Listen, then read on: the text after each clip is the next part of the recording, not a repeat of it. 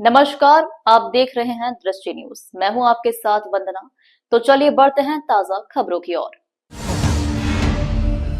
केंद्रीय कृषि मंत्री शिवराज सिंह चौहान आज विदिशा पहुंचे, जहां उन्होंने ऑडिटोरियम में आयोजित स्वच्छता समूह और आंगनबाड़ी कार्यकर्ताओं को संबोधित किया।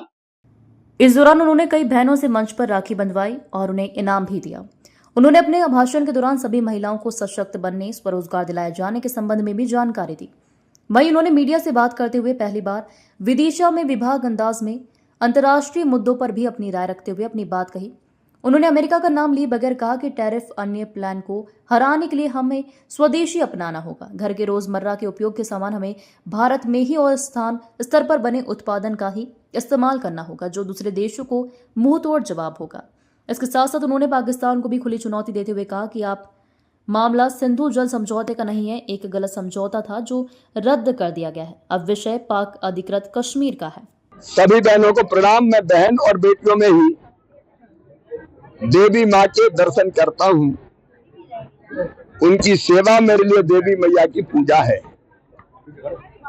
आज राखी बहनों ने कलाई पर बांधी है। स्नेह का, प्रेम का और आत्मीयता का धागा है। और संकल्प यही है कि बहनों की जिंदगी में कोई तकलीफ ना रहे, कोई कठिनाई ना रहे,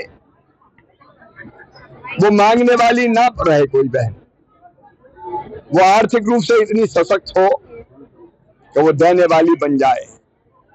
इसलिए लखपति दीदी अभियान चल रहा है और मुझे खुशी है कि प्रधानमंत्री जी ने जो संकल्प किया 3 करोड़ लखपति दीदी, तो 2 करोड़ के आसपास तो होने ही वाली है। और समय से पहले हम 3 करोड़ दीदियों को लखपति दीदी बना देंगे, अलग अलग काम धंधों के माध्यम से। लेकिन बहनों से मैंने, और बहनों से नहीं, सभी देशवासियों से मैं अपील कर रहा हूं, ये देश के लिए जीने का समय है।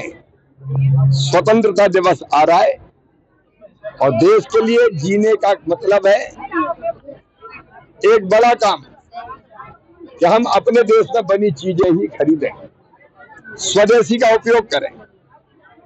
घर में जो भी चीज लगती है, खाने की, पीने की, पहनने की, ओढ़ने की, सौंदर्य प्रसाधन, अलग अलग जितनी चीज घरों में आती है, हम संकल्प लें कि हम अपने देश में बनी ही खरीदेंगे, ताकि देश में रोजगार के अवसर बढ़े, अर्थव्यवस्था मजबूत हो। और दुनिया में वो लोग जो कह रहे हैं कि ऐसा समझौता होना चाहिए, उनको भी दिखा दें। 144 करोड़ का भारत है, ये एक साथ उठ के खड़ा हो गया तो दुनिया में नंबर 1 इसको बनने से कोई रोक नहीं सकता। कोई भी समझौता किसानों के हितों के खिलाफ नहीं होगा, मछुआरों पशुपालकों के हितों के खिलाफ नहीं होगा। भारत अपनी शर्तों पर चलेगा। और पाकिस्तान सिंधु जल समझौता रद्द किया है, अन्यायपूर्ण समझौता था। हमारा पानी पाकिस्तान को दे दिया, समझौता रद्द हो गया है। हमारे पानी का उपयोग हम हमारे किसानों के लिए करेंगे। सिंधु जल समझौता अब मुद्दा नहीं है, मुद्दा है पाक ऑक्युपाइड कश्मीर।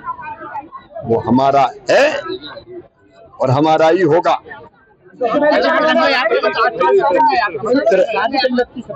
अभी मैं अलग से बात करता हूँ। अभी तिरंगा यात्रा पूरे देश में निकल रही है, देशभक्ति के भाव से भरा हुआ है पूरा देश।